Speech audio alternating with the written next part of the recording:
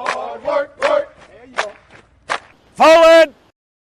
Hard work. Hard work. Hard work. Hard work. Hard work, work. There you go. Forward. Hard work. Hard work. Hard work. Hard work. Hard work, work. There you go. Forward. Hard work. Hard work. Hard work. Fall in. Hey, what's going on? What's good? What's good? What's going on? Y'all know what it is. Me, Trey the Commish, First Formation, Morning Sports Talk, rocking with your favorite vets in the next. Let's go. So, of course, I bid y'all a gracious morning on this Labor Day. But there's a lot to talk about from the weekend, mainly in the college football arena. I don't know where it would start or whatever case like that. Before I get into that, of course, there's a couple of things in other sports and stuff like that that's going to. Good morning, Jackie. Good morning. Good morning. Glad to have you informations with us this morning. I hope your day is going well. So, like I said, a couple of things to take a look at and see. First and foremost, I know it's probably a lot of people getting ready to tune in to the First Take. As we know, Uncle Shay Shay and Shannon Sharp and Stephen A. Smith get it in this morning as Shannon Sharp makes his debut on the show.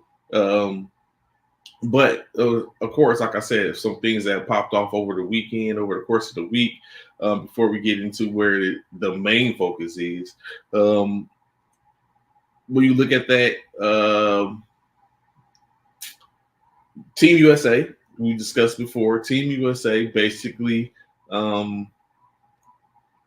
faced off against Lithuania over the weekend, in which they were assessed their first loss after taking a 6-point loss to Lithuania. However, within the first quarter, the lead was up about 21 points. Anthony Edwards, 35 points on that day, but of course, like we said and stated before, that Anthony Edwards is not going to be able to keep up that type of output and continue to be the shoulders that they stand on to win. Is going to take its toll at some point, or it's just going to be too much, which presumably that was the case in this situation. Team USA did fight back. They did put themselves in positions to get the W, but it just wasn't enough. The Lithuania team had too much, obviously, of course. Too much comes in the form of, first and foremost, the team was larger. I guess you could say the simplest of things, a bigger team in which out-rebounded Team USA, kept them off the boards, made it rough for them as far as shooting and everything. So, all in all, that being said, Team USA did, of course, had already secured a position in the quarterfinals to where they will face off against Italy in the 8. Basically, now this is a win or go home situation. So Team USA has still an opportunity. All they have to do is get 3 wins to be crowned the World Cup champions in this FIBA, and then you can go from there. So basically, that's where Team USA is at. Are they able to do it? Maybe. If they run into another Lithuania type situation, are they now equipped and better game planning could be put forward to where they can turn the tide? It has yet to be seen. Again, a couple of things we always talk about. You can't teach. You can't teach height. You can't teach speed. And Lithuania definitely has the height. So we'll see where that goes. Of course, Team USA, Italy first off. Looking at a potential to match up with Germany again, and then on to the championship. At this point, win and go home. It's an output and we should see how that goes from there. In the NFL, of course, the Dallas Cowboys continue to strengthen their possibilities of keeping their team together, with right tackles still being signed this morning to a 60, I mean yesterday, to a 68, correction, $86 million contract, putting them in line to where he can make upwards of $92 million after it's all said and done. The Cowboys are doing what they can to secure their team, but of course we know they have big money players that are coming up to where they're going to have to pay. Being Micah Parsons is getting ready to come up on his first extension, where due to his play, he's expected to get the most.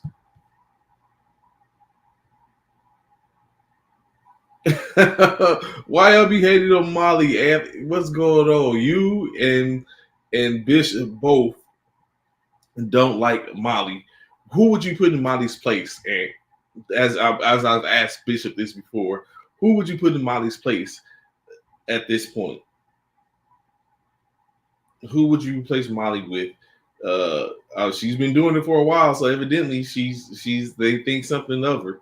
But in your opinion, if you were the powers that be at ESPN, what would make the First Take crew an awesome threesome and put them into where you think? That's just a question. But going back in, right? Yeah. So Dallas Cowboys have been doing burning up their money, but presumably smart spins to a degree. Of course, we know they just signed Martin. They signed. They gave him restructured his contract to where he became a $36 million man. Dak Prescott is already being held. He's good till 2024, through 2024, to where I'm very sure he's on the play year, being this year, and taking a look at next year. Is probably getting an extension. Michael Parsons is doing an extension. They're trying to work something to pay CeeDee Lamb. The Cowboys are trying to keep their players in place. So it'll be interesting to see or know what it is that's going to basically be the outcome. Do they get an opportunity? Last year, Philadelphia Eagles won the NFC East. As we know it, there's no team in the last, 15, 16 years that has won the NFC East consecutively. So do we see a season? Is this a season where the Philadelphia Eagles basically remove that and become that first team to do that in as many years? Or do we see a situation where New York or Dallas rains on their parade and can win the division themselves? So it's interesting to see. We'll be looking at it, of course.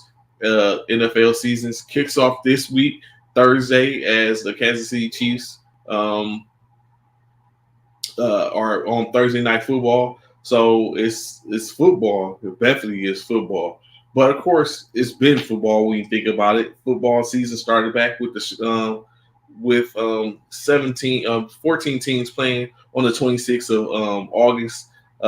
In the NCAA football, that is, and which with the first week of full slated games, I will say that no one disappointed. There was no disappointment with the games. I guess it depends on what side of the spectrum you're on, of course, when you look at it. But it was definitely some things going on. Mark the word.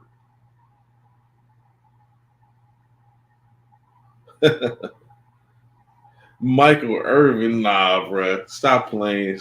That for a standpoint, nah, not Michael Irvin. Not as a moderator or a host.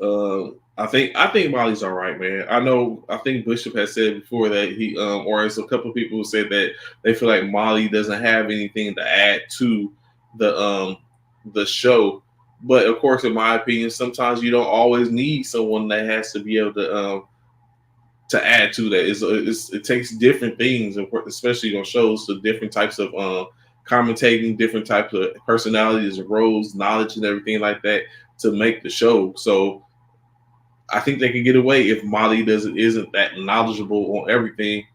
They can get away with Molly not knowing all that, and she basically kind of evens out the mixture. But that's just my take on it, and maybe that's why she stays there, or maybe the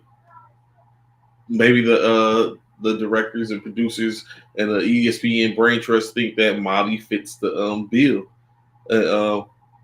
and they had a war with her in the way that the public perceives her. So definitely, right. So as I was saying, right before we get this weekend's college games,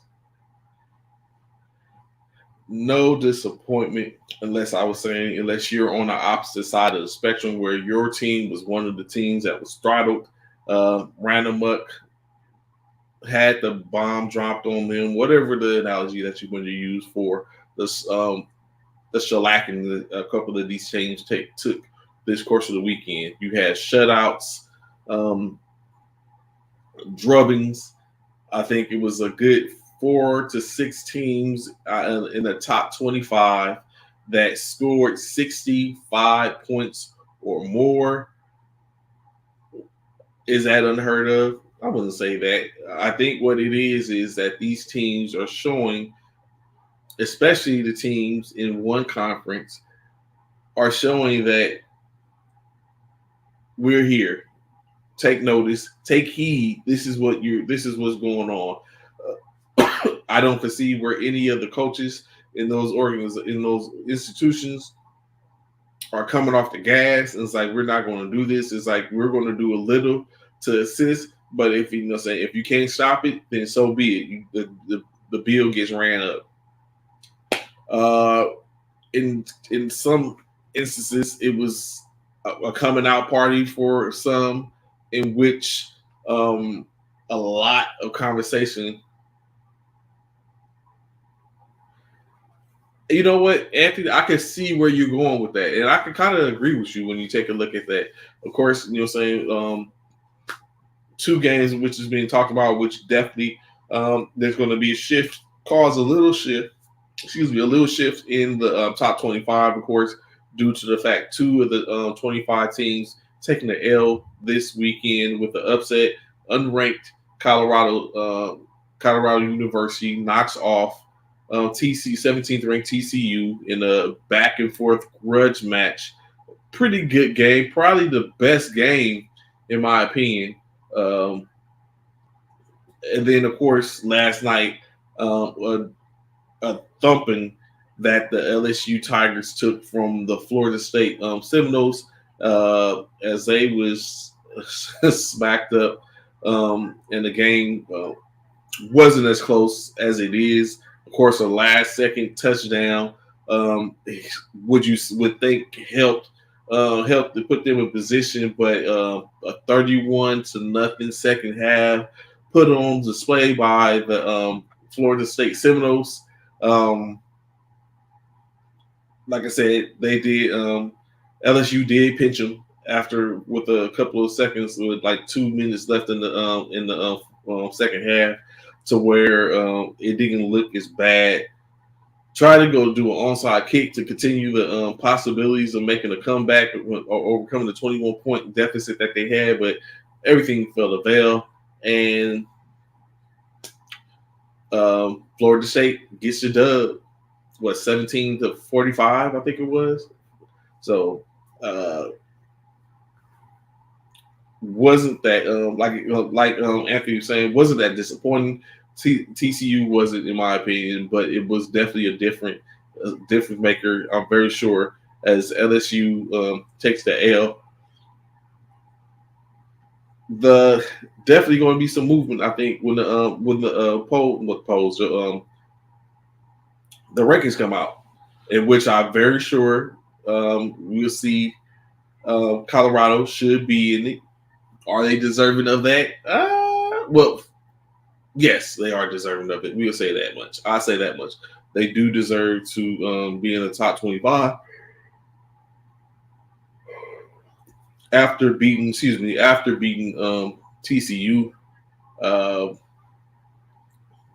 does USC deserve to move up into the top 5 after handling their business and LSU losing, being the number 6? But that could be a tall order when you take in consideration that Florida State dunked LSU and we're just on the outside of it as a 8th ranked team. So it could be different. We're definitely going to see. I look forward to seeing what it will be and see how much of the difference them beating that 5th seed will make, as opposed to keeping in succession and allowing the next team to move up. My take on it be USC moves up to number 5, and FSU or Florida State moves up to number 6, and then we continue mission. But continuing the conversation, right? So a lot was on display this weekend, particularly in the Colorado TCU game, as Deion Sanders and company goes down to Fort Worth and takes care of business in Fort Worth and walks away with a victory over a 20-ranked opponent. So I have so many different emotions in reference to this game that, of course, I don't want to come off as a hater. Yeah, Jaden Daniels, he can do good in that game, in the LSU game, Colorado game. He definitely did. But of course, he gets an opportunity to come back. That's the same Jaden Daniels that took care of business against Alabama, knocking them off last year, and propelling LSU to be even in a conversation. I was even presuming propelling LSU to be a 5th-ranked team at the beginning of this season. It didn't hold well, and now they drop. They're probably going to drop to the lower half, maybe 15 or something like that. So it remains to be seen.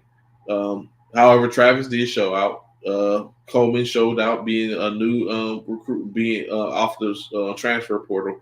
So that transfer portal is to sit up and change the life, especially of teams that are taking, taking plays out of Deion's book. And just if you go to an institution and it's been lackluster, and you look at it, they go in with the idea of they brought me here to win.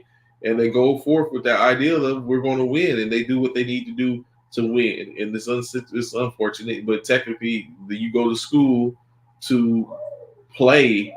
I mean, you go to school to play student and be a student, and the extracurricular is that to be, or the privilege is to be a student athlete.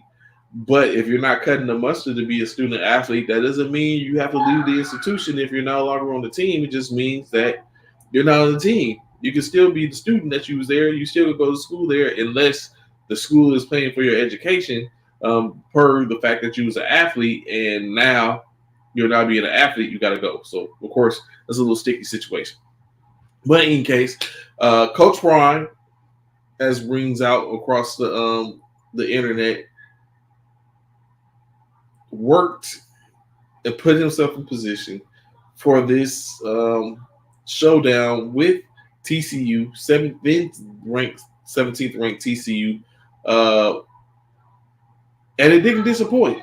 A lot was going on. Of course, you had the coming out of a plethora of players. Coach Prime's offense produced 300-yard. What's going on, Kazusha Myers? Glad to have you information with us this morning. I hope everything's going well for you, sir. Happy Labor Day as well to you. So, like I said, Coach Prime team produced 4 100-yard receivers in this game. What's good, Applewhite? What's going on, bro? Glad to see you, formation. Shout out to Tennessee. I see y'all took care of business this weekend. As y'all should have. A number 12 ranked team, you should take care of business. Just like, yeah, it's plenty to talk about. But yeah, so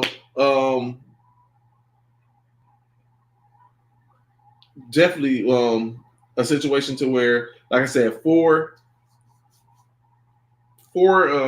players in with triple digits in receiving.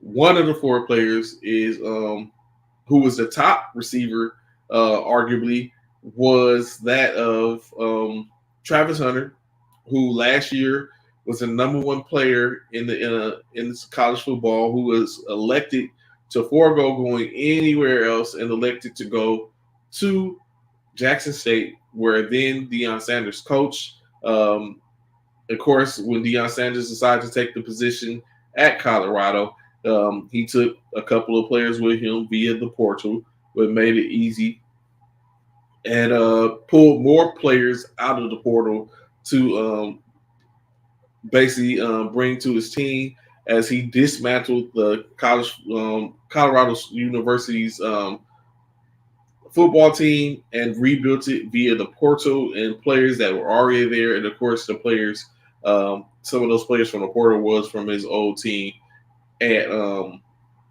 Savannah. At Jackson State.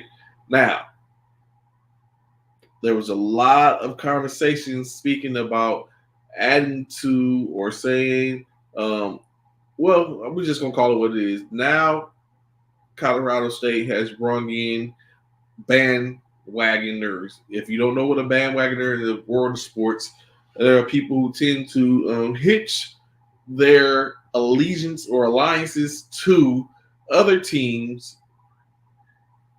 out of nowhere just for the sake of a love for affinity for that team.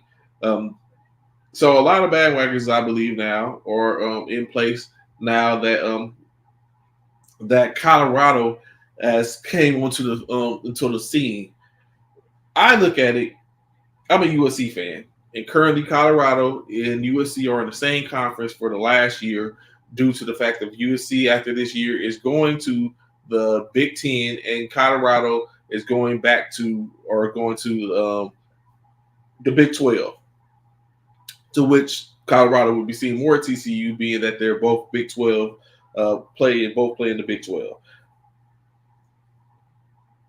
Colorado is up for a game this week against another Big 12 opponent, being Nebraska.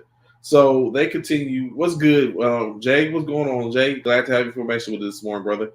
So now what we have is now we're being put in position to where they have opportunity to yet again. Now, it's a slippery slope, and I'm not trying to come off or sound like a hater. Thank you. That part, I'll agree with you there. I'm not trying to sound like a hater. But a bunch of things come into play, and we haven't even scratched the surface in reference to this game alone, in my opinion. The things that come into play is it's one game. First and foremost, it's one game. Colorado has shown they can compete. It was a shootout, although as a part of the game, technically 2 red zone touchdowns, interceptions, is what secured the game for them. So I doubt that Applewhite, it might not come for a second. I think it's going to say the Big Ten branding purposes as well. Yeah, I think it's going to say the Big Ten, the Big 12 and the Big Ten for as far as branding for the most part.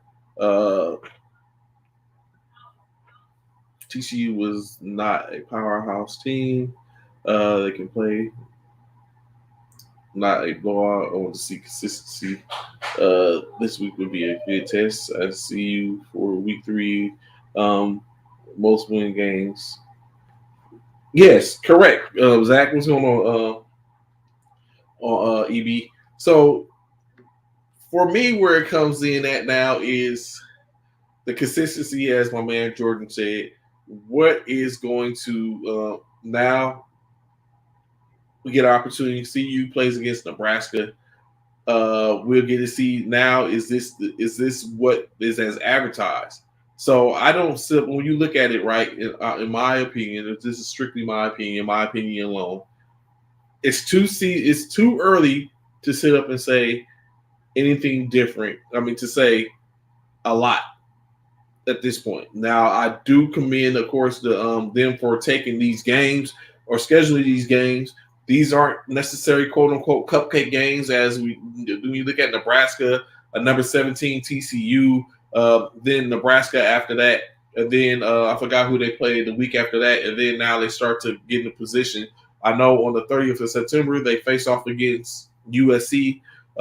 So of course that's going to be something when you take and consider now what you have in quote unquote Heisman hopefuls. When you take in consideration what you have in quote unquote the Heisman hopefuls, when you look at it, in my opinion, you can possibly say three possible Heisman hopefuls, but again, just saying, Edwards is new to the. So it's a little. He has more to prove, more to show, in my opinion. But Shedeur Sanders definitely, in my opinion, opened some people's eyes and made it and took a step into a different stratosphere. After that, you have, and then of course Travis Hunter. But like I said, I got more to say on that. It's just some things. So, but they have an opportunity. There's an opportunity that is in front of them to make some noise. Now, all they have to do is follow through. What's good, CC? What's going on with you this morning, bro? You got it. How y'all doing? I'm good, man. I was just going in a little bit on in reference to this Colorado game versus TCU. And I my personal opinion, it was a good week. This was a good game. I initially turned the game just to watch it, and that's another thing. Who watches Colorado? Like this is the stuff in which I like. All of a sudden, everyone, as I look through social media on Saturday, everywhere I look, Colorado was across there. Travis Hunter is a Heisman. Travis Hunter is him. All this, was going on, and I'm thinking to myself, who watches Colorado? Travis Hunter has been in the college football ranks for 2 years now. He was the number one ranked player the year he came, but before when he first came a freshman. Travis Hunter is doing what he is supposed to do. Why is he getting praised for doing what he's supposed to do? And then the plays in which they make. Travis Hunter made a play that I could have made, that you could have made, that Bishop could have made. He was right there. The defense was set. It was a zone. They act like he instinctively came off his player on that wheel route. No, he had over-the-top help on the slant, and he was in the flat. He was playing the zone in the flat. And he just happened. They put the ball, put the ball where he shouldn't have put the ball, and he was able to make a play on it. Like, come on, fam. Like, this is what I look at. But, he did what he was supposed to do. It's just certain things in which I look at it. Yes, he was toasting. He had 119 yards receiving. He played 129 or 69 snaps between offense and defense. In my opinion, he sought out to play for Deion Sanders because he wants to be emulated and he wants to be in that mode. A two-way player that is elite. So I think that you see that to a degree, but I mean he did exactly what he was supposed to do, and then of course he did in certain things. In my opinion, Travis Hunter when he lined up on the outside, he wasn't that efficient, but he was killing them from the slot. Yes, every time he got a ball, when he lined up on the outside, he only made his plays. 119 yards came from the slot. Where he was doing curls, working the in and out. He beat a couple of people over top, 20-yard line, 20. But whenever he was going to run on the outside, he had passes dropped.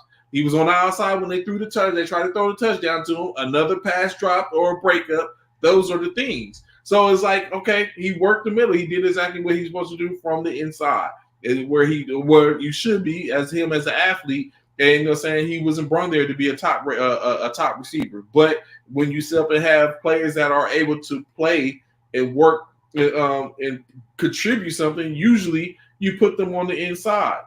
There's different ones. Adoree Jackson, USC. He played. He didn't play the slot. He played all over the place. You know what I'm saying? So you know what I'm saying? It's different things. But go ahead, CC. I see you look. You kind of like look like I was under, like I was telling lies. Nah, it's just prime. It was just prime time, man. They coach is prime time, so Okay. spotlight is on Dion. Like, Mm. it really didn't matter what the players did. To be honest, they could have kept it close. Everybody was trying to see how Dion coached the boys up, man. The young men up. But what I saw the most about the Travis Hunter, to answer you about the Travis Hunter, man. Travis Hunter didn't he didn't perform like I thought he would have performed Uh-huh. for all the hype. I was anxious to see what he did too, but I think those, like how Dion said it at halftime, if he would have caught those two passes, they missed him on too deep early on. He catches those, then you got him in the Heisman discussion already. Not that he's not going to be in the Heisman discussion if they keep playing the way they playing, but Correct. but I think if he would have made those two catches, but I think what everybody was really slipping on, and what I kept saying on my social media as far as putting it out there was, man, you see this quarterback? Like I didn't know Shedeur was Shedeur. that. I didn't know he Yes, was that good. I had no clue he was that good, man. Like, that I would definitely raise my cap to Shedeur because he did. He did, of course, he did it. 510 yards, what's that? 5 touchdowns, 510 yards, 4 touchdowns, 510 yards. He eclipsed what Caleb Williams and Dre did. Drake did, and May did in their first games this year. So he's definitely, in my opinion, has put himself in but he was already technically in the Heisman in that Heisman, conversation already. To where he was being looked at and seen, and wonder what he's going to do. Of course, he had to come in and do something, but definitely, Sean Lewis put together an offensive move and make him. Of course, we know supposedly he trained with Brady. Initially, you saw glimpses of him getting the ball out quick, and then they kind of like as they settled in, they started to make it to where they was they started picking him apart. He was surgical, basically. He diced them and sliced them. So I see where Eric says if he had caught them 2 passes, like you just said, yes, if he had caught them 2 passes, what it would have been. They had a score, but it goes. It could have, would have, because if they that's no different. Because when you go back to it, if TCU makes those 2, if it wasn't for those 2 interceptions. And in my opinion, the safety made a better defensive read on his red zone interception in Woods than Hunter did on his red zone interception. But in any case, when we go back to the shoulda, coulda, wouldas, or what ifs, if Hunter catches those 2 passes, one pass would have gave him a touchdown. The other pass would have put them in the red zone, I believe. Another shoulda, coulda, woulda. If if was the 5th. If those 2 interceptions were thrown by TCU, and they missed the extra point. A field goal. TCU would have been up by 10 points, or what they lose by? What was the score? 3 points. Yeah, so they would have been up by 7 points. TCU basically screwed themselves. TCU's had the game. And they were supposed to win just as they should have. But, of course, I think Colorado would have earned the recognition for being an unranked team with what was perceived as being an inexperienced coach in the Division I. But took a 20th ranked team to the brink.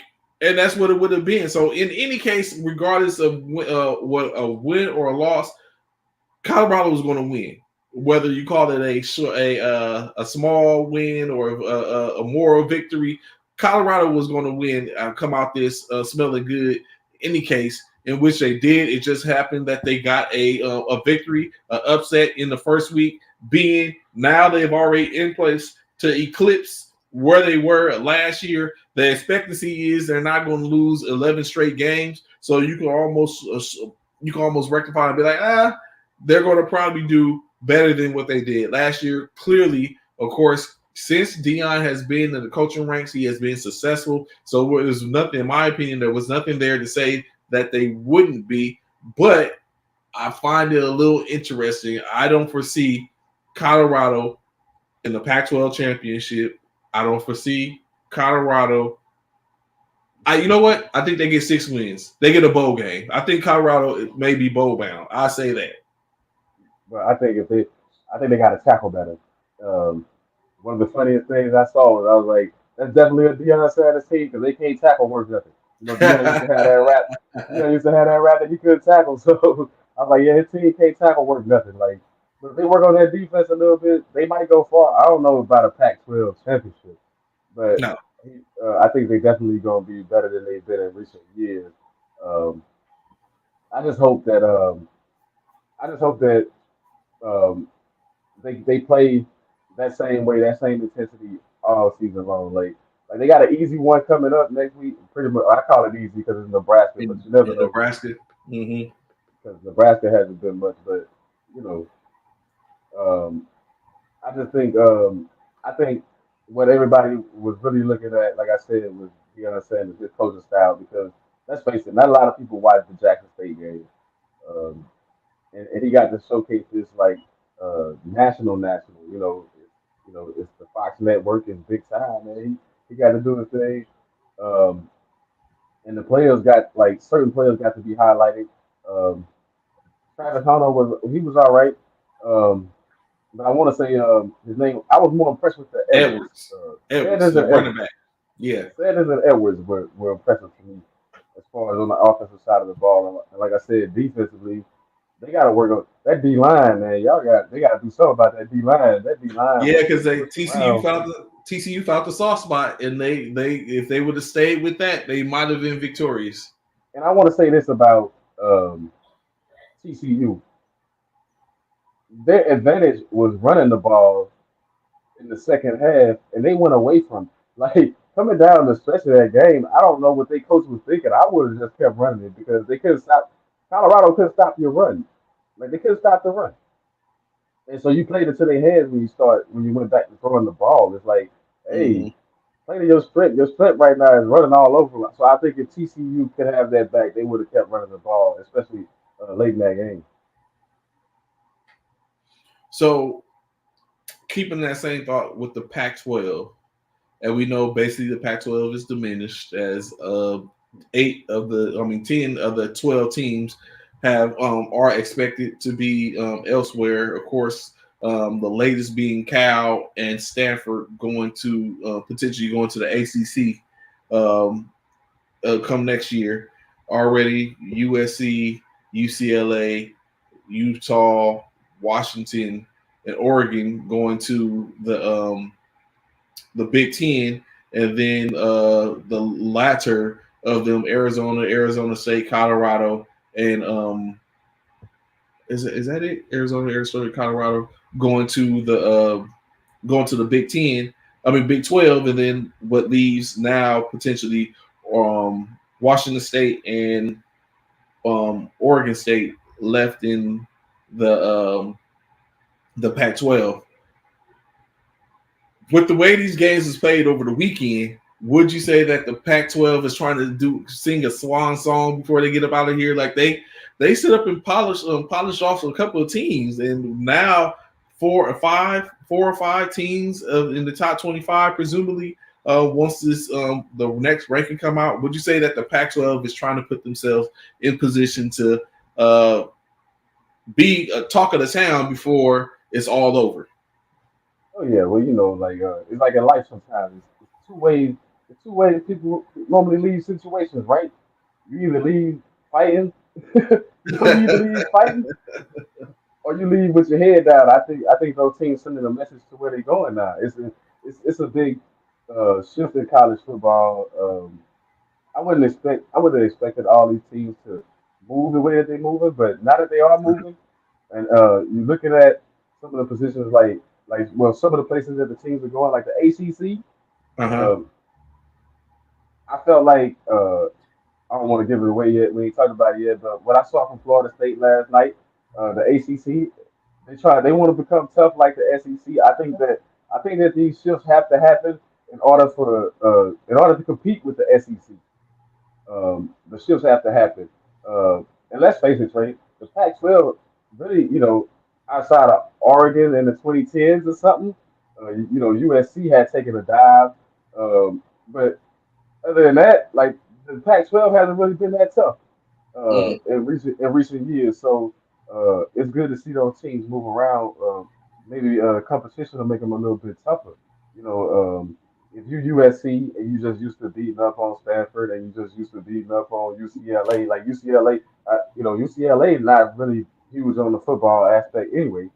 Uh, Um, so when you look at some of those schools, and Stanford every now and then, or like I said, Oregon, they bounce a little bit. But now with that shift, you got to get your competition up. You got to get your game up if you want to compete. I think it's going to make it better, and I think that in the next 5 years we won't hear as much about how dominant the SEC is. I think that's the whole point of these. The whole point of these moves, the Big Ten, Big 12, Pac-12 moves, are all just to say, hey, we tired of hearing about. These are the Power Five schools saying, hey, we tired of hearing that about the SEC, how tough the SEC is. So let's try to build up some of these other these other conferences to compete with that. and definitely that's what it is, and that's what I seen as well. And I think it just happened to be the domino effect because initially what happened was USC and UCLA going to the Big Ten started it, and then of course it went on from there. With once they couldn't get because they tried to block it, they couldn't stop USC because they're a private school. But however, UCLA is a public school, and they tried to stop UCLA from going, saying that they couldn't make that determination without speaking to the regents. And then they approved it, put it in position, and then of course that started. The next domino was when, of course, Colorado decided to go back to the Big 12. Then, of course, that brought in them, the other teams talking to the Big Ten, being the other top tier teams for in the Pac-12, in my opinion, being Oregon, Utah, and Washington, decided, hey, we're going to follow suit and go to the Big 12, Big 10 as well. To where that really put it in perspective. Two more teams decided to leave to go to the Big Ten, and then that left the four. Now, two of those four teams are going to be in the ACC, which we're all, like you said, they're all power conferences. Top five. I mean, now 4 power conferences. To where now they put in position, and then of course the ACC looks to add as well SMU to the equation as well. They put them into where now you have the ACC, like you said, the SEC, not the ACC, the well, no, honestly, it started with the conversation with the Texas and Oklahoma going to the SEC is what started as well. To begin is like where it weakened the Big 10, the Big 12, and to presumably open the door for USC to counter move and be like, we got to do something because we keep on getting pooped on because we can't get any love. Is it put them in the Big Ten? So it's like it was like that point. It started looking like the Big Ten is going to rival the SEC with the USC, Penn State, Ohio State, Michigan in the throws. Then, then you add an Oregon that has had success over in time. So it's like it made sense when you take into consideration Oklahoma and taking consideration Oklahoma and Texas. What I say, SEC is too powerful for any conference. Now with Texas and Oklahoma, the only way to get a championship now is for the SEC to beat up on each other. Ohio State needs to come over to the SEC now. So of course Applewhite would say that, being a University of Tennessee fan, and I'm surprised he didn't sit up and try to plug them in that conversation, in that institution, in that as well. But the SEC is strong, but it's going to. I think now it comes down to, honestly, that all the conferences are going to be beating up on each other because now they've gotten stronger in a degree. So yes, the SEC is powerful, but I think as just as CC was saying that now that reign is going to be over. Hell, let's take in consideration. Although I don't think they're going to beat them, or it's going to be as close as it was last year. But next week we got number 4 Alabama versus number 11 Texas. Well, then number 11 Texas. I'm very sure they're going to move up. You have those two are going to face off to where it might be a little different because I'm very sure Bijan Robinson made a hell of a difference last year, and he's not there now. But at the same time, neither is Bryce Young and some of the people that they had. Although Milroe did not look bad, 5 touchdowns, almost in the same essence of Jalen Hurts type of player who was there. This dude. Go ahead. I'm listening. I'm disappointed in Texas. Love the Longhorns, but I'm disappointed in the Longhorns. Why is I was waiting to see this Arch Manning and they starting Ewers or whatever his name is. I was like, who is this guy? So Ewers was the one from last year. He got hurt. He probably would, if he had played last year, they probably would have won. They probably would have beat Alabama, but he got hurt and it was a change. They're not going to beat Alabama with Ewers. I'm sorry. I'm just going to put that out there. Like I said, I love the Longhorns, but I don't give them a chance to mess with Alabama especially with what I saw in the game that they played. They struggled majority of that game. They pulled away from Rice. They struggled for a long time in that game before they finally found their stride in that game against Rice. And they struggled against Rice, and it's just one game. So I don't think they're going to if they play like they played against Rice against Alabama, they won't come close to winning. It'll be a blowout. So as Bishop Sean Davis, of course, has something to say. Get on the show and talk that the Pac-12 is better than the Big Ten. I mean the Big 12. I'm sorry. I would say the Pac-12 is better than the Big 10 right now. The Big 12 right now. I mean the Big 12 right now. Yeah, the Big 12 right now. Don't let I'm going to tell you my counterpart, do not allow a 73-point win over Arkansas State to give you a false sense of security that the Big 12 is potent. Like didn't Baylor just lose to Texas State? Didn't Baylor just lose to Texas State? So how do you even put it in perspective to even fix your mouth to say that? Baylor lost to Texas State, and now you want to, and now y'all, but because y'all put up a shellacking on Arkansas State, but come on, stop it. It's no way. But, what I'm saying, in due time, it'll all come out in due time. So let me ask you this, Frank. Let me ask you this. Yes. In order to avoid stuff like you just said, like I talked about this the last time, but what if college ball was to have like a couple of, before they did the polls, a couple of games that like a couple of like preseason games or something, because you go into the season and they playing like you said, Arkansas State. Like, why would that even be on the schedule? I think I saw Alabama play like where did they play? Like Middle Tennessee or Tennessee something. Middle Tennessee. They play. It's like, why are these games even on the schedule? Like, so why it is supposed to be about top.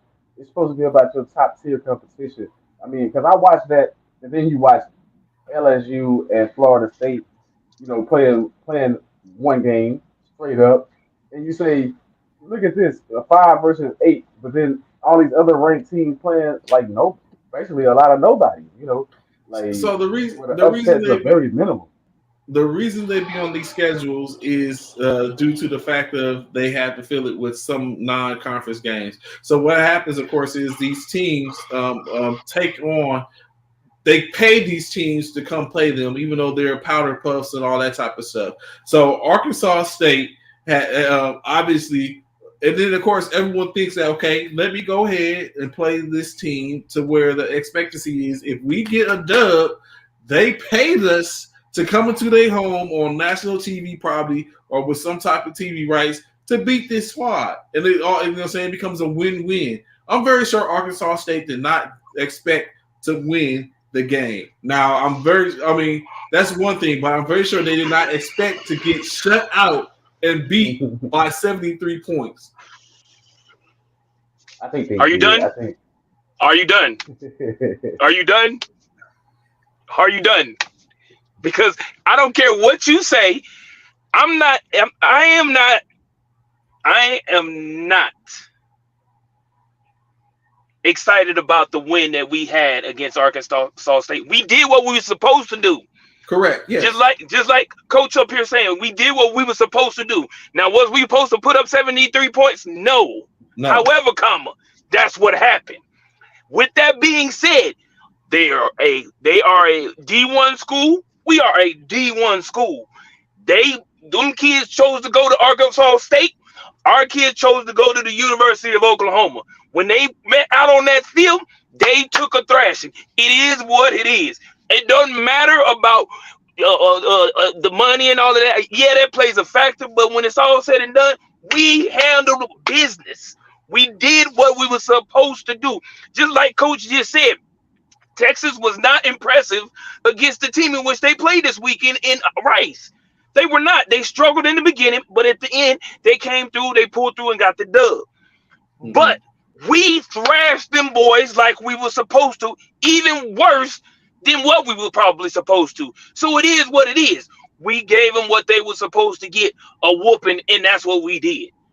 That's what we do. Do not try to sugarcoat it. Do not try to downplay it, because it is. They were on our schedule. We took care of who was on our schedule first.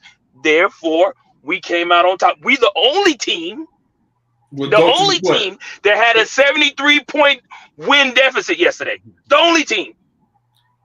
Oregon beat Portland State 81-7.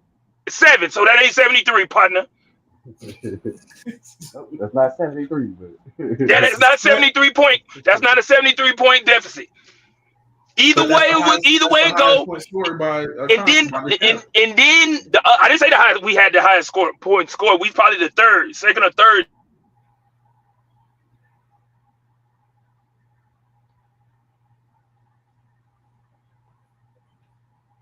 So y'all, you're not gonna act like the WAC-12 got better. Y'all did not get better. What did y'all do? If anything, the SEC is getting better. Big 12 may be getting a little better, but the WAC-12 ain't got better. How y'all got better? What? Who did y'all add over there that made y'all better? Because y'all wasn't better than the Big 12. We didn't add anybody. What it is. So y'all. So hold on, Coach. Are you gonna tell me, Coach? I ain't even talking to you no more, Trey. Coach.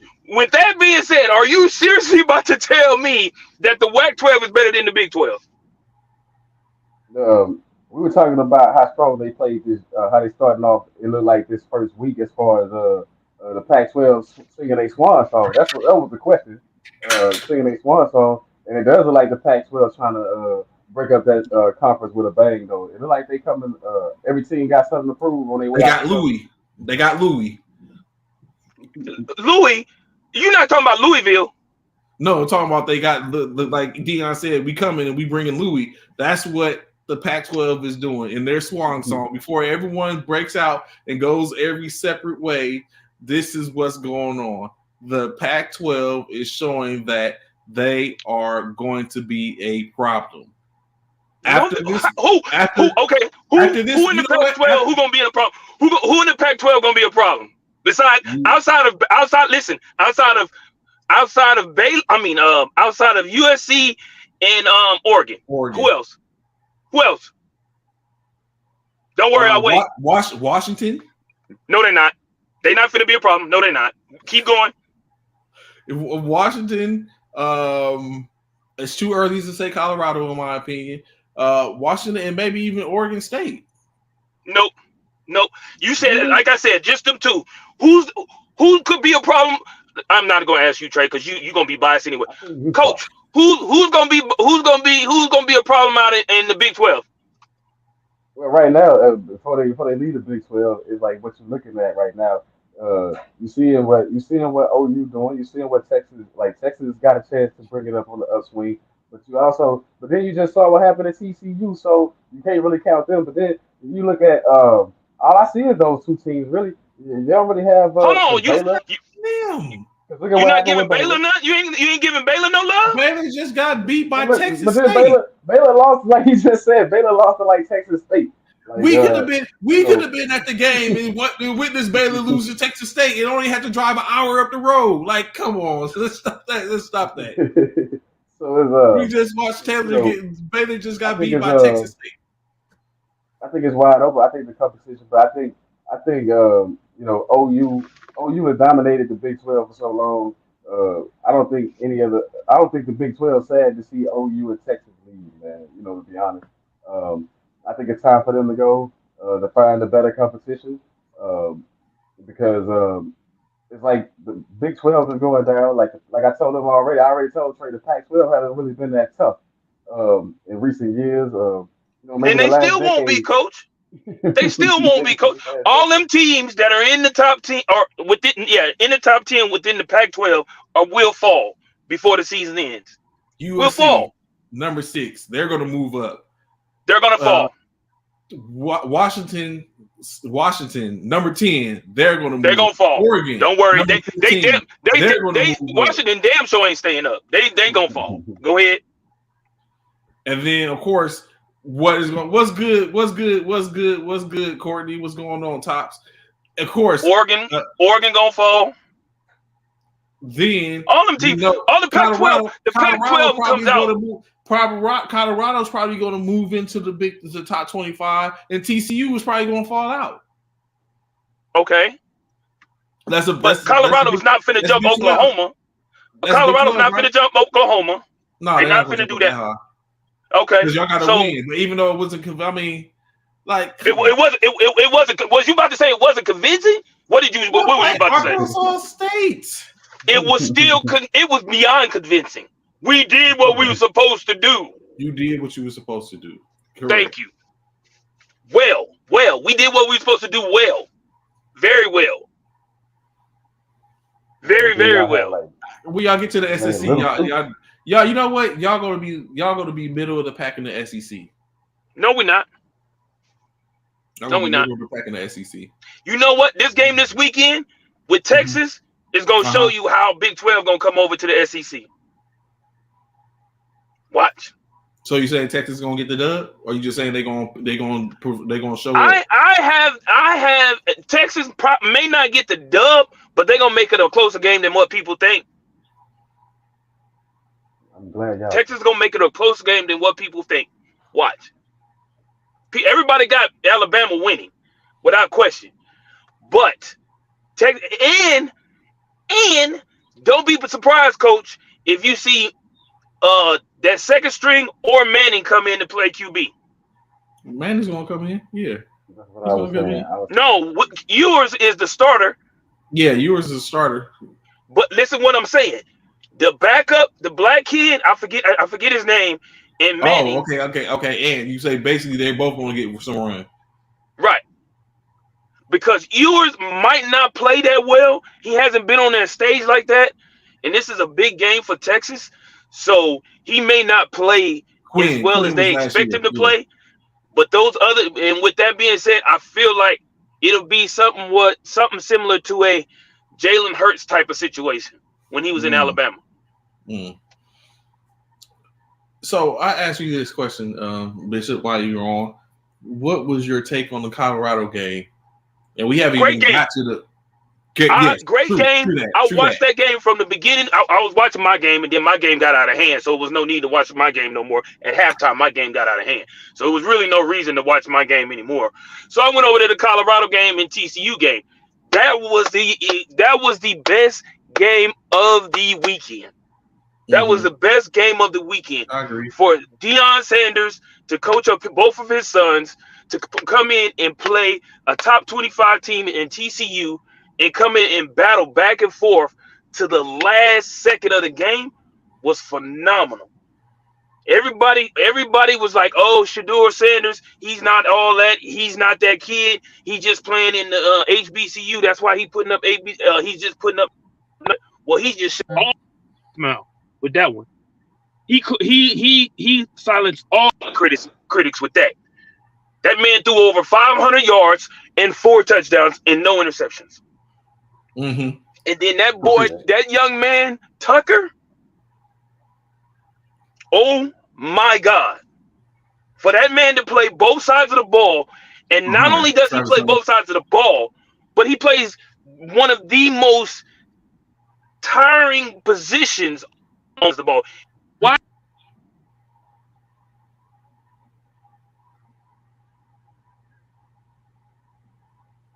You muted. Corner. Oh, there you go. That's phenomenal. That says a lot. This man had over 156 snaps in Texas weather. Over 150 snaps in Texas weather. So it's clear to say that you're on the Travis Hunter train. Yes. Yes. You disgust me. Why? Why should I discuss you? That man is an epitome of Deion Sanders. He's an epitome of Deion Sanders. He's doing it at the level at the college level before he gets into the NFL. If he makes one game. It's one game.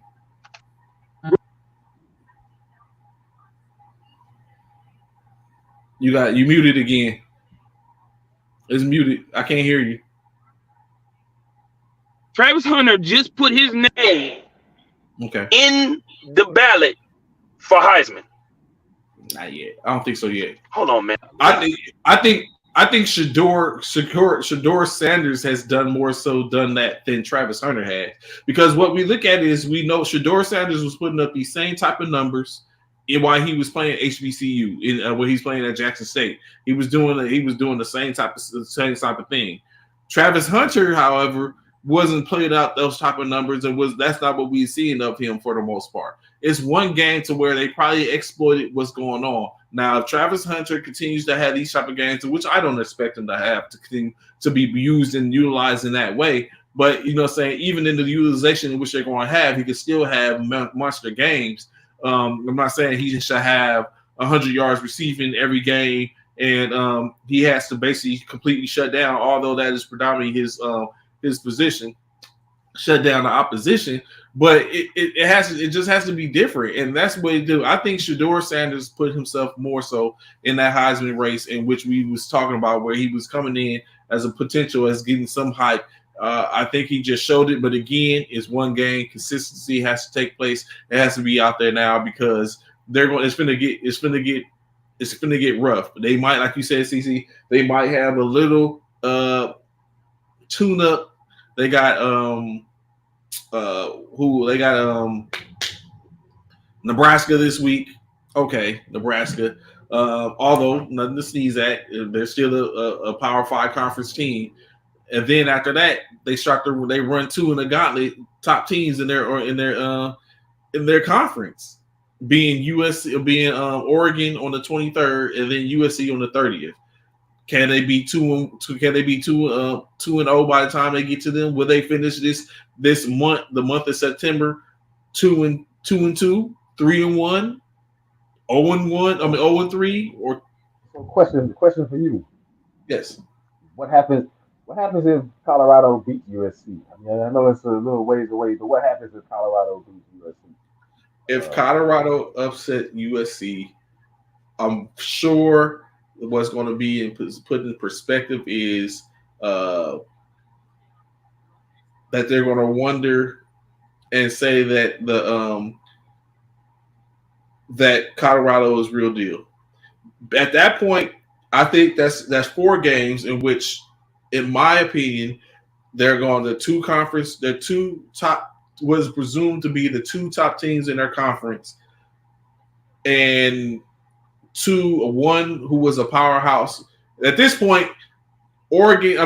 At this point, Colorado has, in their first month, after they've rebuilt their team and all that type of stuff, they run the gamut.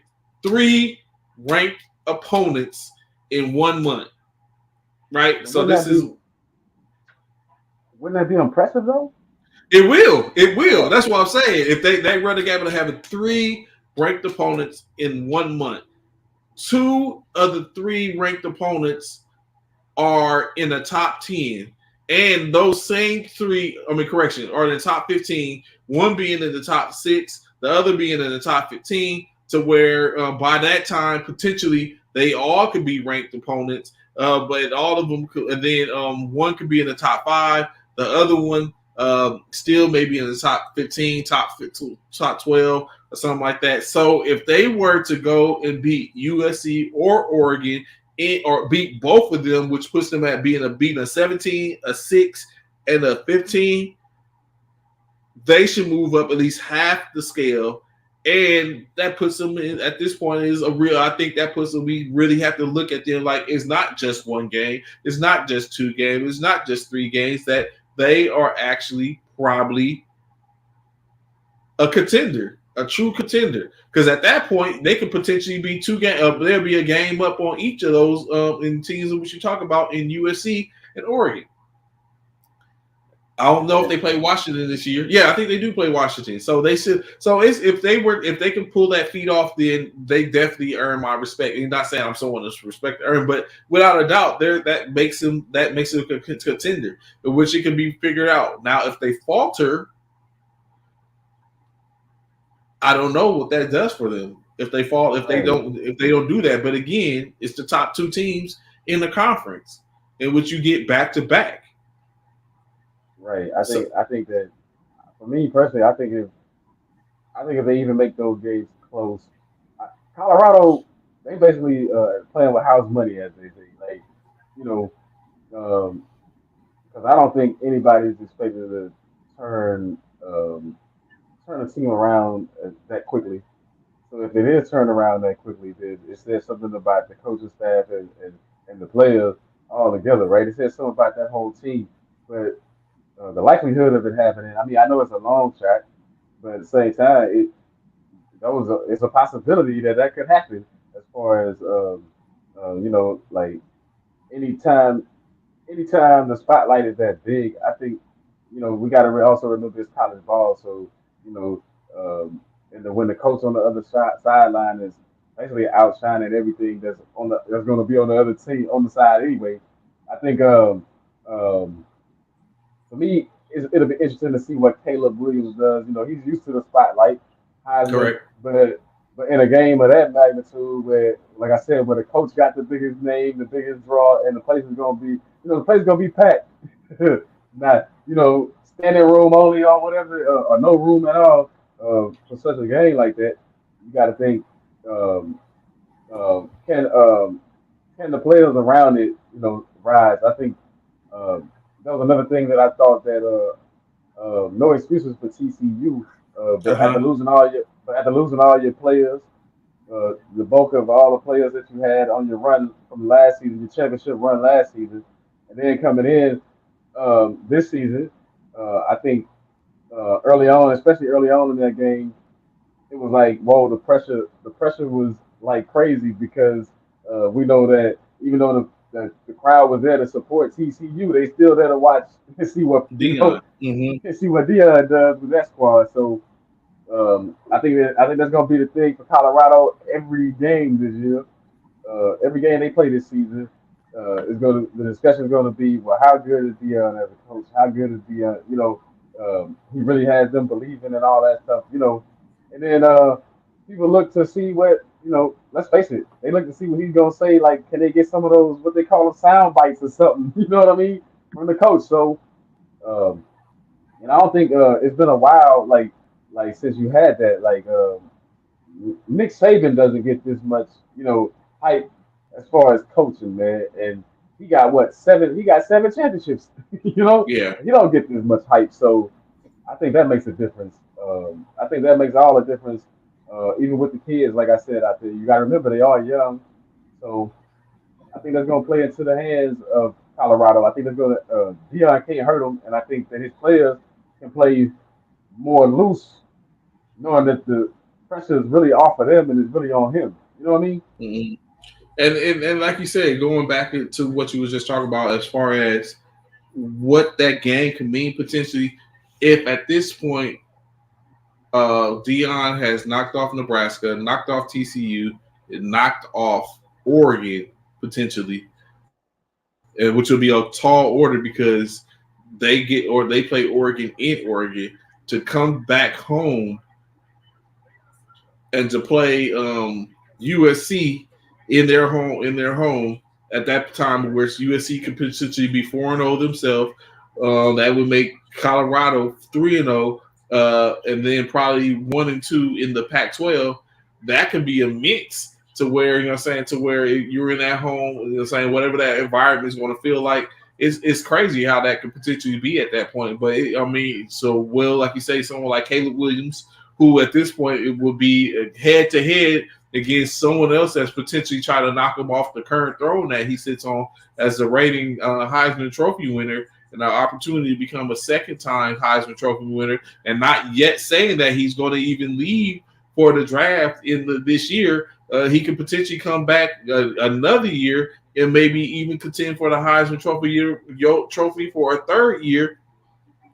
That could be a lot, So Caleb Williams at this point, I don't know. Should he feel pressure about winning another Heisman Trophy? And then should he feel any pressure about that? Who cares if he comes off, or how he does as far if he doesn't put up the numbers that he needs to put up to stay consistent and in the end a Heisman Trophy candidate and winner at the end. If he's not taking his team.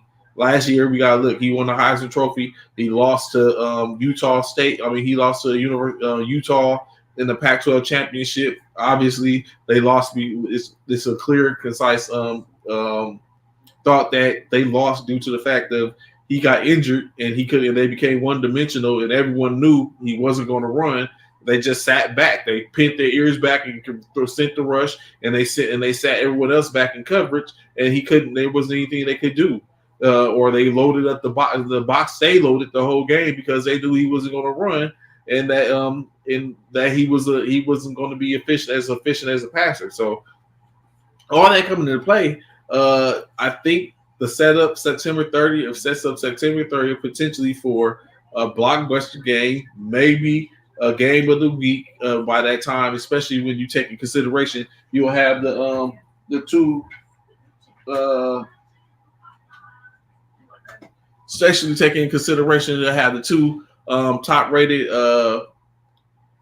teams playing at that point. So I'm there for it. I hope it potentially comes after that, and then in state that everyone's able to walk away with something from it. Of course, I want USC to walk away with the win, and I want Caleb to walk away with another game that puts him even further, propels him to where he's a Heisman Trophy. But I wouldn't mind seeing Shedeur show out, all that type of stuff, and which is a possibility. If that same offense that came out of Colorado shows up, then we might see a game. It might be a game.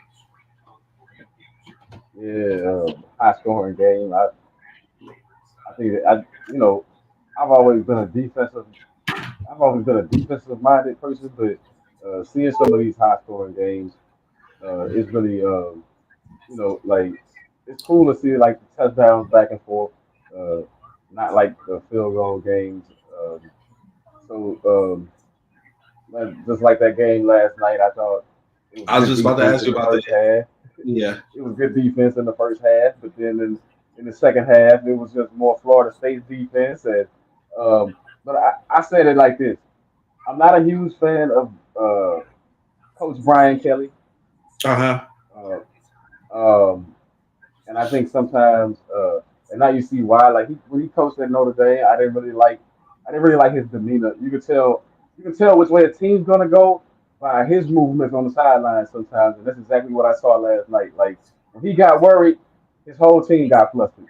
They got flustered and they got ran off the field. But what I saw from LSU, like coming in, but I didn't know why they were ranked so high. Like we gotta start looking at these polls sometimes. They came in as the number 15. And what did they do last season, or what moves did they make recruiting wise to put them at number 5? I didn't get that high ranking. I think what happened was of course, Kelly being in the fold, they came in and they showed, and then of course knocking off Alabama from and kind of like wounded Alabama from being able to go in and continue to play for a championship or be in the running. I think that was the main force. I think that's what earned them. And with the people coming back, somewhat of the same people coming back, that's what earned them the opportunity to be the number 5 team overall. In which, like you were saying, it didn't like. Florida came and showed like this is same thing. Beat them last year. Came and beat them again. Now that Kelly has to show and prove. Now he has to get them back, coach them back up. And now, because they're at this point, it was a non-conference game, so it doesn't hurt them as much, except for it's going to drop them, obviously. But still, they have an opportunity to play. It wasn't a head-to-head conference game, so they have an opportunity to turn the tide in the conference still. I think Florida State's D-line, yeah, they keep playing like that. Like, wow, but LSU's offensive line, especially the right side of the offensive line, they was just getting killed. Like, it's like whoever lined up on that side, I can't remember their names, but it was a number 5 and a number 6. They were taking turns from that Florida State defense on that side of the ball, and it's like, hey, we're gonna get to the quarterback, constantly pushing the quarterback out of the pocket. I was disappointed in LSU overall because I just didn't expect them to come out and lay an egg like that. Would it been the first game? You expect both teams to have a little rust. You expect both teams to come out trying to find their way through. But like I said, in the second half, to give up 31 points and to basically not even put up a fight in the second half. It was like all Florida State offensively. It was all Florida State defensively. It was like, hey, what happened? And Brian Kelly always has these high expectations, but in my opinion, he just never delivers. And it's another one of those. It's like how the NFL used to be. Sometimes they keep recycling these coaches, man. It's like it's trying to get some new coaches in the college arena. Sometimes, like give somebody else a shot. I think Brian Kelly. I'm not saying he's a bad coach. I'm just saying that for a school like LSU, where you're competing with Georgia, you're competing with within that SEC. I think you need a fresh, dynamic coach that understands the players a little bit better. So that one. So now going back to something I talked about a little earlier. What's your take on Team USA with their loss yesterday to or over the weekend to Lithuania? They've been exposed, or I mean, it's evident that the height is a problem. What do you think is the next? Can they still win the World Cup, or is that lost on it now, where they finished second or third or something like that? I think they still got a chance, but I don't think. I've been seeing this, and I've been saying this for a while, man. As far as just the modern basketball athlete in the United States, we just don't care as much like as we used to. It used to be a thing about dominance, and I don't know where that stopped. But then it's like, look at the people that we sent. Like when you, not to be funny or anything, because all these players are supposed to be some of the best in the world. But at the same time, when we send in our second tier players and not our top notch players, sometimes you're gonna get second tier results. And it's not the first time that this happened. Remember, we did send a bunch of names before. Who was on that team? Tim Duncan and all those guys when they lost.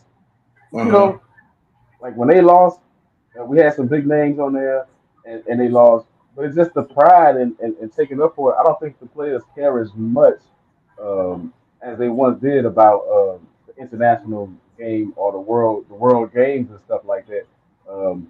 Because there's no way. You know what? If we lose to Slovenia somewhere, but Lithuania, we shouldn't lose to Lithuania. It has nothing to do with height. It has all to do with who you got out there trying to put the ball in the bucket, one, and two, people understanding the importance. And I just don't think that we care as much. Our athletes care as much as once before, man. We got to get that So, back though.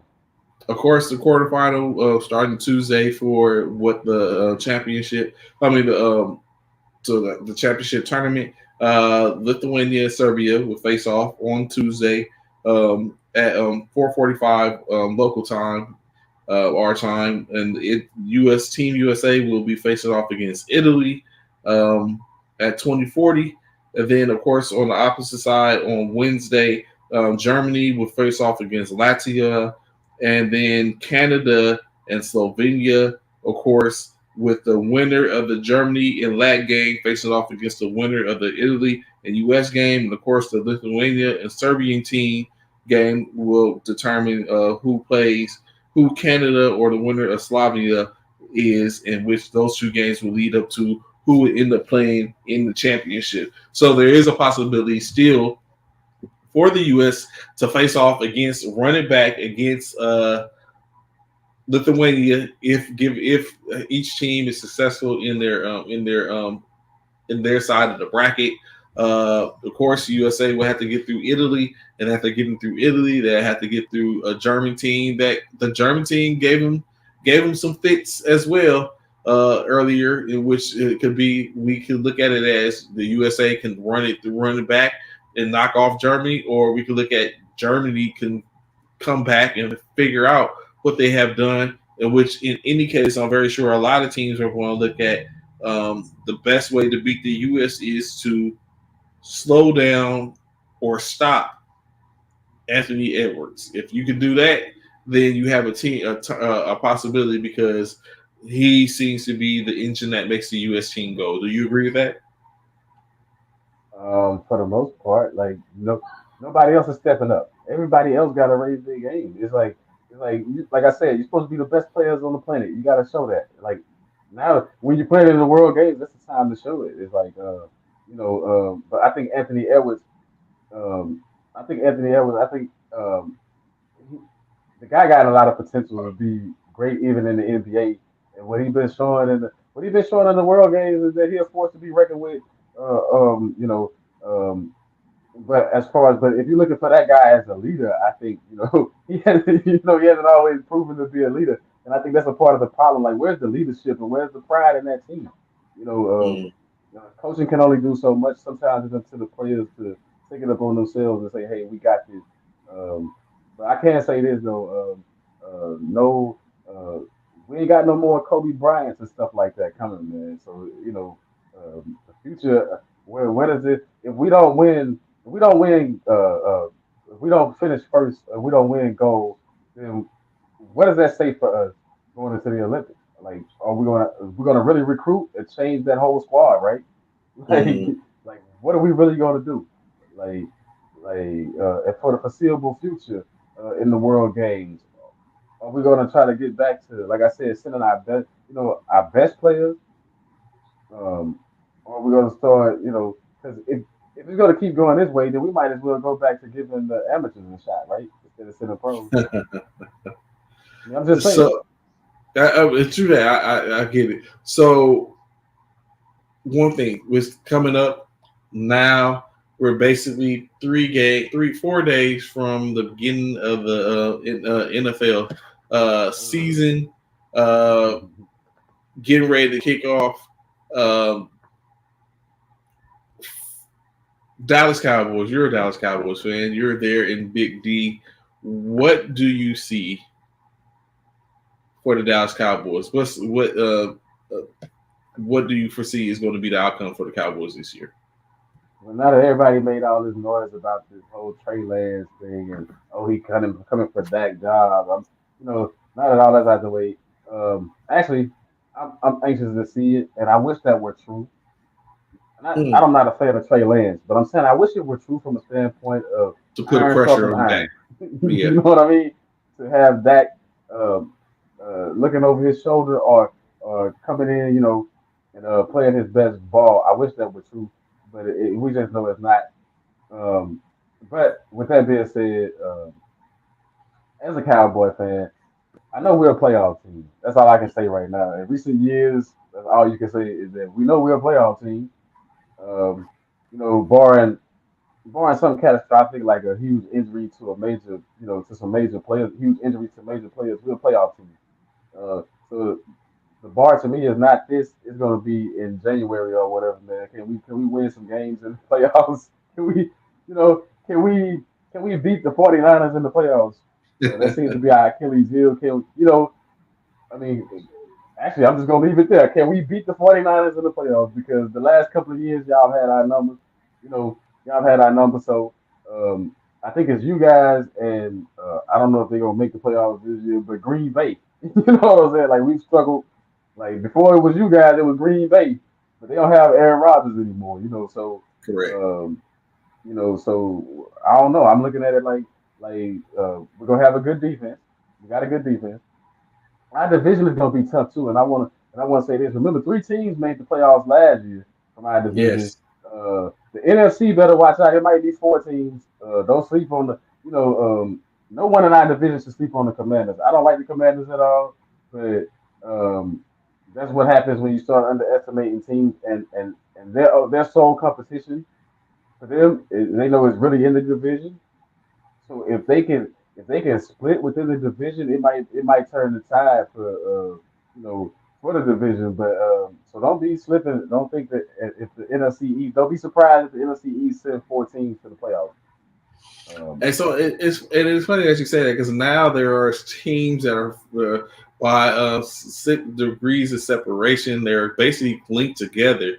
That being the like you said, the Commanders now having Eric Bieniemy that's newly in to see what that's going to be. Kansas City now is without Eric Bieniemy, so the expectation is that they're going to still be strong because everyone considers Coach Reed to be a whisperer in a sense to where he puts himself in position.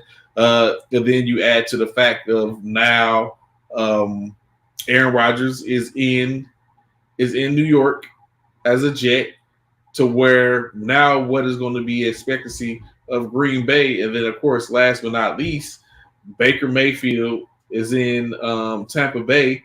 Like, what's the ceiling for Baker Mayfield at this point? When you look at that, Brock Purdy gets to start. Now he gets a full season and has full control of the team. Does he show up and do the same thing he did last year? Does he get better?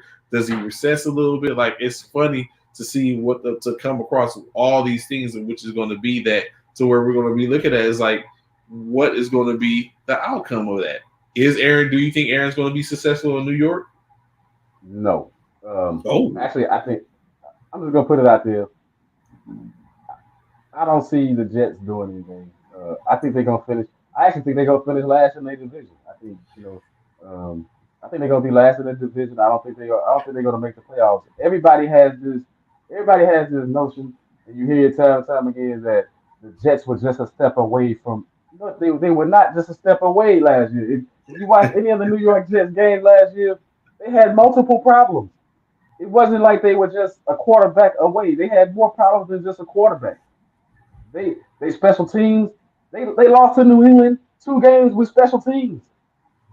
I mean, both games were low scoring, but it was special teams move.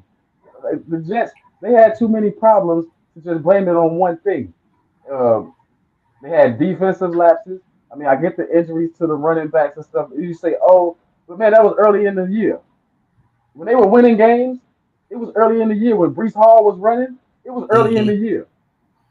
When the game started to get thicker, the same thing happened to them that happened to Miami. Now, Miami is a little bit different because you say, hey, Tua was playing great ball, but when the pressure started coming, Tua wasn't playing so great. Like, concussions or not. So I'm looking at the New York Jets not going. They're not going. I don't think they're going to make the playoffs. That's just my opinion. I don't think they're going to make the playoffs. I think it has nothing to do with Aaron Rodgers. I think it's just that organization. I think it's some organizations are just doomed, man. like another organization that everybody been hype on and said that they just a step away. They didn't do anything last year. Is the Detroit Lions. They played better for the They played better for the Detroit Lions Uh-huh. But no, and I actually think that somehow Jordan Love and Green Bay is still gonna win that division. They're gonna win that. They're gonna win that NFC North. I think Jordan Love is gonna win the NFC North because he really has no competition. I mean, all of this speculation about what if. No knock against Dan Campbell. I think he's a solid coach doing whatever. But if you put the Lions up against the other teams, they probably got more talent than maybe the Chicago Bears. Uh-huh. But I don't think all the way across the board they have more talent than Green Bay. I don't think I don't think they have more talent than Green Bay. I don't think they're better than Green Bay, to be honest. Mm. So I don't see Detroit and Minnesota should run away with that division. They should run away with that division, but it is Minnesota. So I look at where's Detroit going to finish. I don't see Detroit making the playoffs. I don't see Detroit. I see Detroit doing exactly what they did last year, being like 8-9 or something, or right on the cusp, 9-8, but didn't make the cut. You know, I see them doing the same thing. Um, what other team? Who else did you mention? Oh, and Brock Purdy. I like what the young man did last year. Um, Going into this year though, that elbow, man, that elbow, that might be a problem. That might be a problem for him. Um, you know, training camp, preseason, you might look all right, but when it's time to really, and I think Seattle can take over from San Francisco in that division. Mm. I think Seattle's right there. So if San Francisco, not saying that it's going to happen because San Francisco has a lot of weapons on offense, and they got and one thing Shanahan's good at in the regular season is finding ways to win those individual matchups week to week to week. Um, but and you can't sleep on Seattle. I think Gino and Pete got something for you with Seattle. I think they did a little bit. I think they did a little bit on the defensive side to help them out a Uh-huh. little bit. They made some moves on the defensive side of the ball that's going to help them out a little bit. But I still think it's still. Don't get me wrong. It's still San Francisco's division to lose, but don't sleep on Seattle. Do Don't you fall asleep. foresee a situation where, or well, probably not now that I think about it, you said where Detroit can upset Kansas City on the first game of the season, or no? No, I mean, and that's going to be that first game, that Thursday night. When I saw that, I said, so Kansas City just gets, you know, after you come off preseason, they really just get a tune-up game to beat to beat just Detroit. Like, no, I don't see them being able to compete. Now, it's the first game of the season, so Detroit gonna score some points. They're gonna score some points. Because Kansas City hasn't always had the tightest defense. You know, they're one of those teams that have in recent years gotten better. Their defense gets better as the season goes along.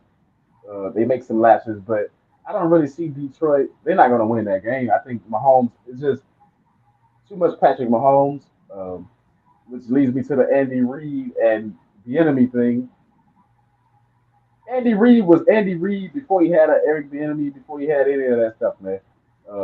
You know, um, of course, I used to root against Andy Reid all the time when he was in Philly because you Uh-huh. know being a Cowboy fan. But you can't deny that this guy has had some of the top offenses in the league wherever he's been. You know, the organizations that he's been in, he has some top offenses. So I don't think that's going to change because the enemy left.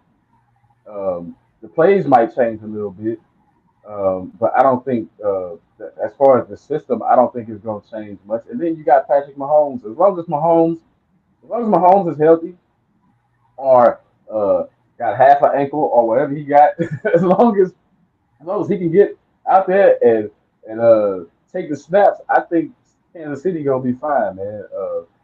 Um, outside of him, outside of Kansas City, when you look at the AFC teams, I already told you I don't think the Jets are gonna go anywhere. I don't think the Bills are gonna do anything. If I'm Kansas City, the only team you really got to worry about over there is the Cincinnati Bengals. Uh-huh. Super Bowl it can repeat today. Chris Jones away.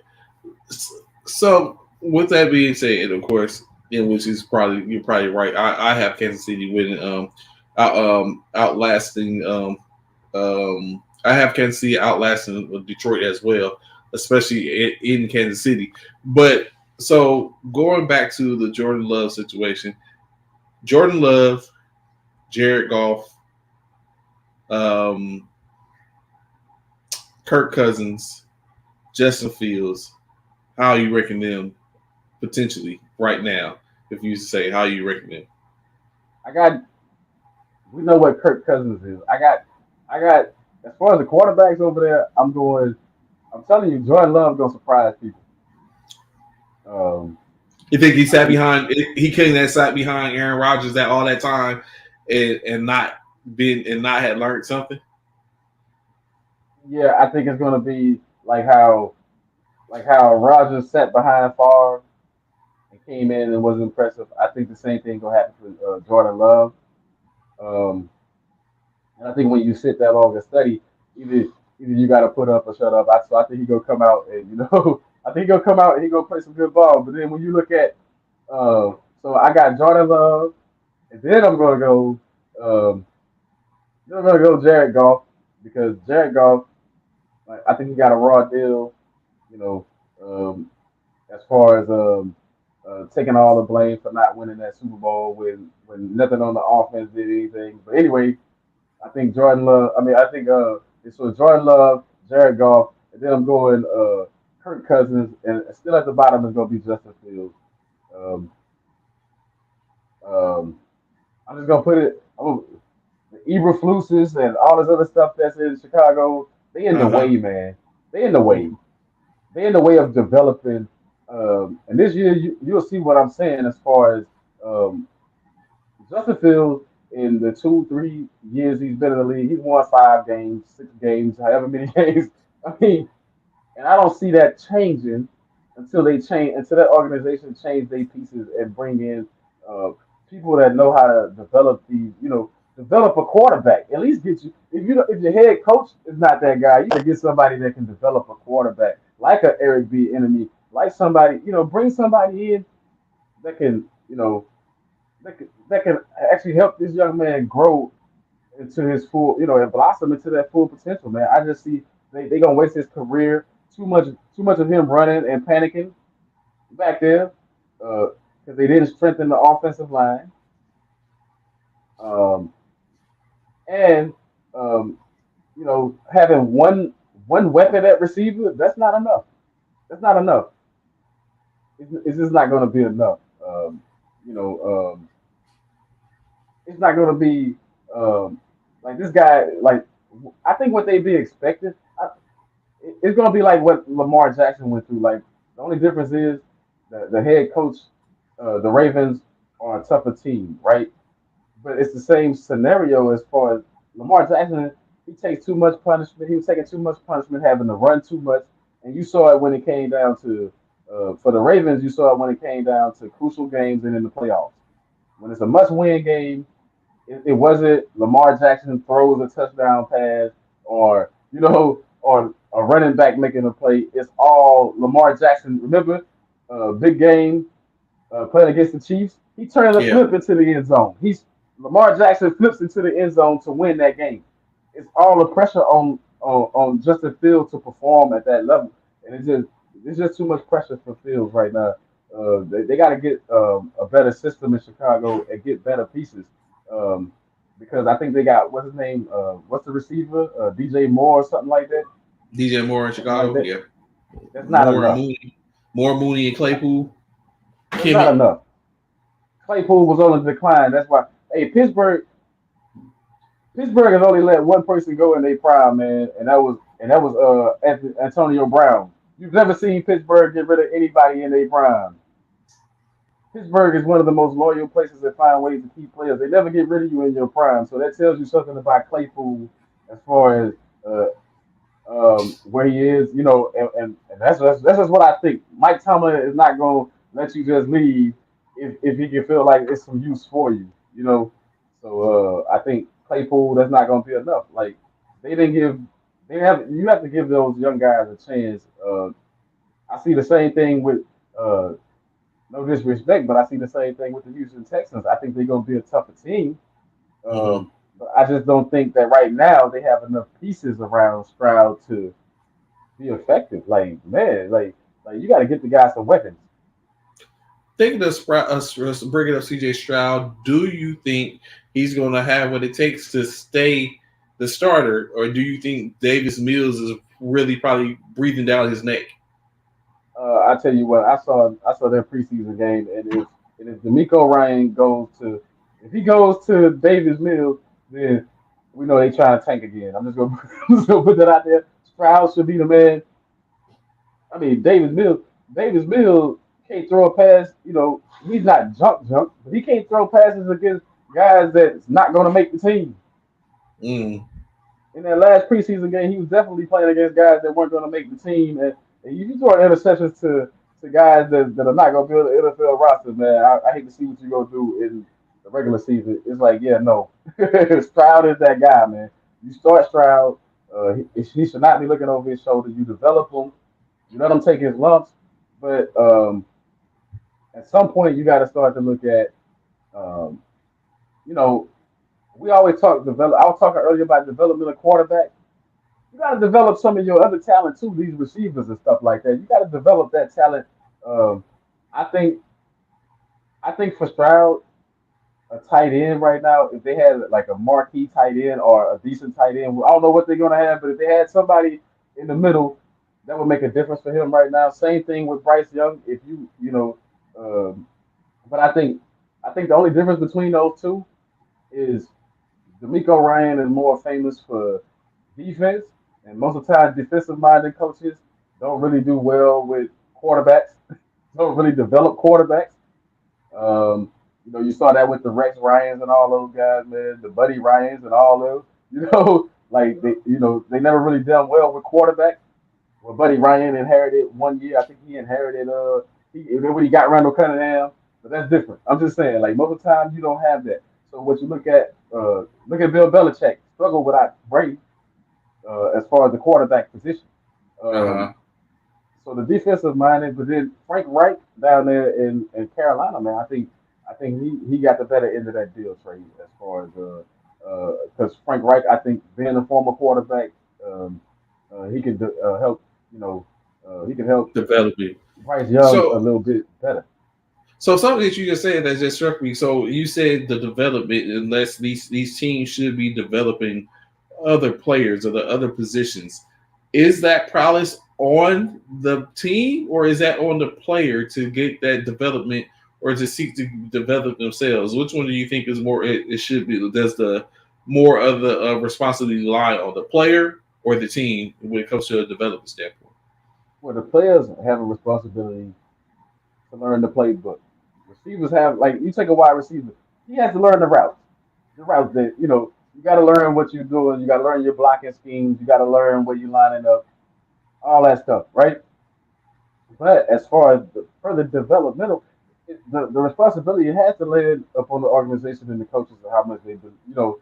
Uh, they don't just throw you out there and say, "Hey, this is it." Like you got hands, go catch the ball. Like unless you Randy Moss, who else does that work for? Unless you running the 9 routes the whole game, like pretty much, which is pretty much what they let Moss do early on, right? Like just Mm-hmm. run, nine straight up the field, 9, 9, 9, just go. But yeah, you have to develop players in the other areas, and it's not just your skill positions, your offensive line, man. Like um, you're gonna pay the quarterback all that money, but who's gonna protect him? Like Mm-hmm. that's what preserved Brady for so long was having a good offensive line. Like if one thing New England showed you is that they paid the offensive line, to block for the guy. So when you start looking at it, um, and when I say development, I always go back to like the New England outside of Randy Moss. Name another big name receiver when Brady was there that he threw to. Like name other big name receivers. Like they brought in Ocho Cinco, but he didn't really play. That's what I'm saying. Like you had Patton. Do you realize that the last Super Bowl that New England won when they were running maybe a championship run, they had guys you never heard of. Where's Hogan? Yeah.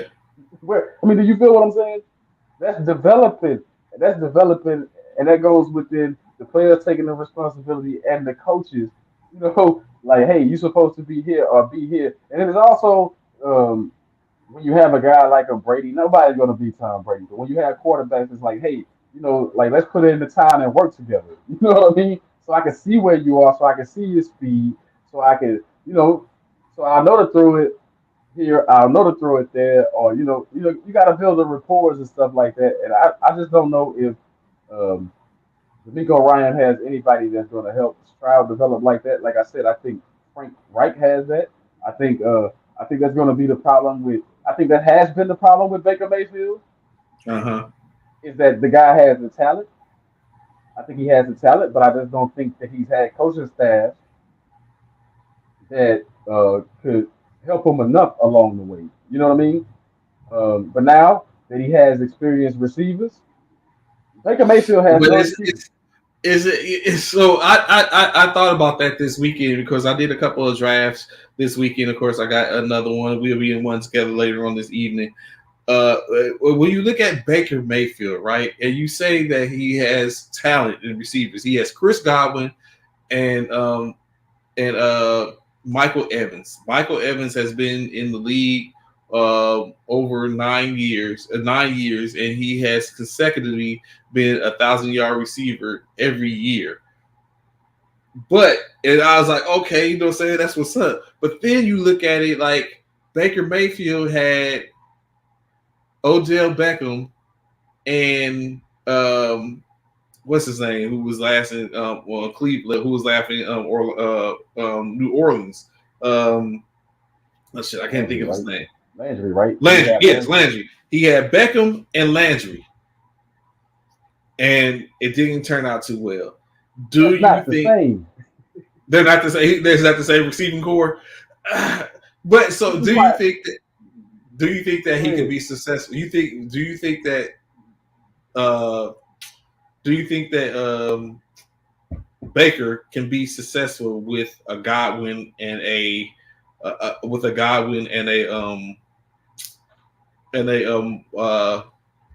Evans without a strong run game like he was or like he was when he had Chubb? Like, what's the difference at this point? Like, he had a run game with Chubb, and then he had Beckham and Landry. Now he has Rashad White, um, Evans, and Godwin. Well, here's the difference. Okay. Beckham wasn't always accessible, man. We know his whole Cleveland thing. He didn't, So when you really count him as having a Beckham, when he really, Okay. like, Beckham was hurt a lot, or not on the field a lot. Um, he had the Jarvis Landry. Landry was all right, but then when I look at, I think he can be. I don't think the Buccaneers are going anywhere. Okay. You have to prove me wrong. I'm not rooting for Baker because I think he's had chance after chance. But I'm saying now he has no excuse. You got Super Bowl champion wide receivers. You inherited a team, and they just got you playing with the goat. So so they should be in your ear with the experience and the knowledge that they got from the goat, and they should be able to pass along something to you. So what I'm saying is that um, Baker, I didn't think he was going to get this opportunity. Remember, a couple of years ago on you guys' show, I said that I didn't think he would ever start again in the National Hmm. Football League, and I was wrong. And he's starting, but he has no excuse. I think But that he. Mike Evans, Uh-huh. huh? No, go ahead. I was about to say something, but I'll wait. Go ahead. You said Mike Evans I think Mike Evans, uh, being the consistent one, because we know Godwin uh, has been injured a injuries. lot. Hmm. Hopefully he'll be healthy. But Mike Evans being consistent a lot, and then you have that weapon. Um, See, like he didn't have that Beckham where, and him and Beckham when they played, they weren't even on the same page. I don't think Beckham liked Cleveland at all. The effort for me, the effort just wasn't there from Odell when he was in Cleveland anyway. Because we saw what he did when he went to the Rams, but that's another story. But when you look at Baker, um, having a Mike Evans where you can just throw the ball up and he gonna go get it. Like if you put it out there, now he dropped a lot of passes last year. Like as long as Mike Evans don't drop as many passes this season, I think he's worked on his game enough to tighten that up to know that hey, he made a lot of significant drops last year that cost him heavily in games. Uh Uh, huh. and I think he's going to correct that and come back stronger. Um, so Baker Mayfield has a chance, man. I think it's his last chance to prove that he can play in this league.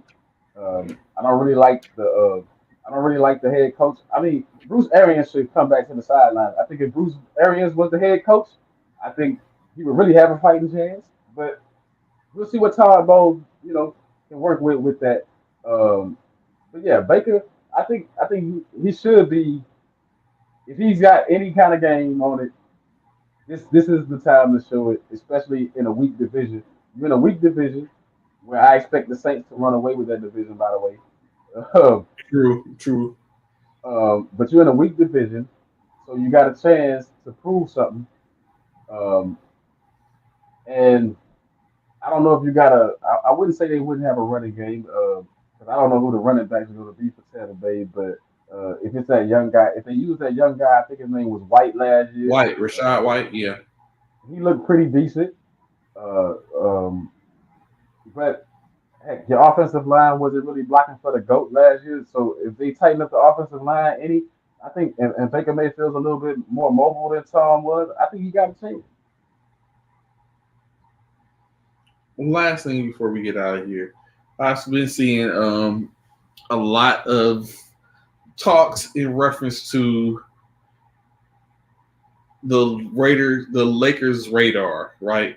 One particular person that's on their radar allegedly is Trey Lance. I mean, not Trey Lance.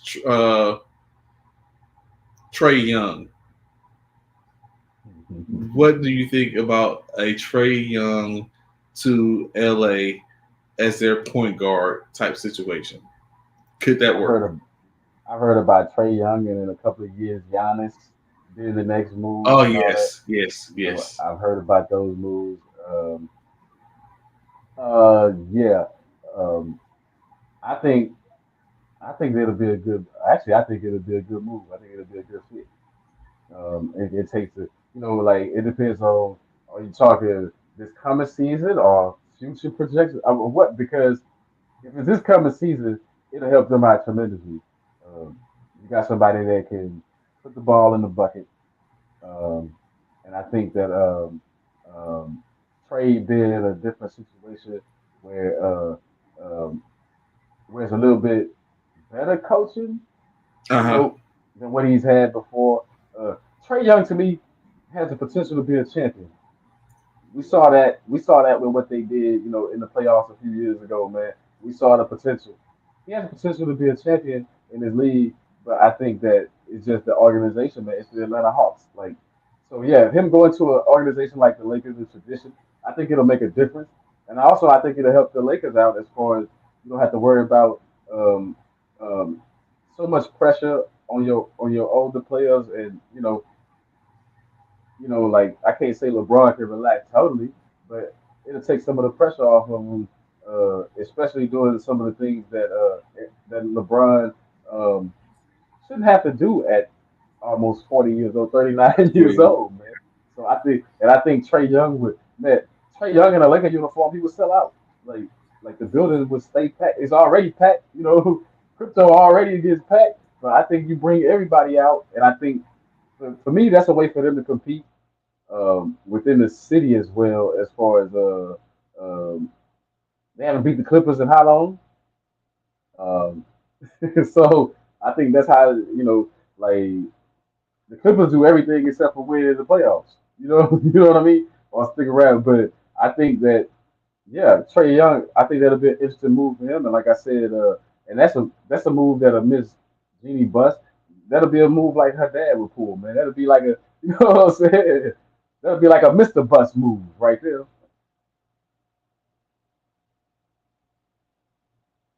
You on mute?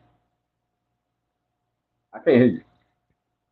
My fault. I'm sorry about that. So it'll be a move that we continue to wait on to see. As we know, the Los Angeles Lakers are always known for doing that. It's almost like a bridge program to where you go from one superstar to one superstar to one superstar as one superstar is getting ready to exit. And there's always that type of situation to where the later years, hopefully this year, it won't be that. It'll be more a better swan song than what it was for Kobe, because in Kobe's last years, we were dismal. In LeBron's last years, we hope to continue to be able to compete.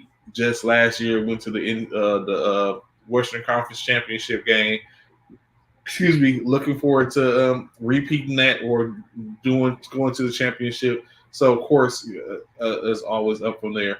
I greatly appreciate Cornelius rocking with us this morning on this Labor Day morning. I hope everyone out there getting some good barbecue, celebrating and enjoying the beginning of September year, the September month of September. All those Virgos out there, all love.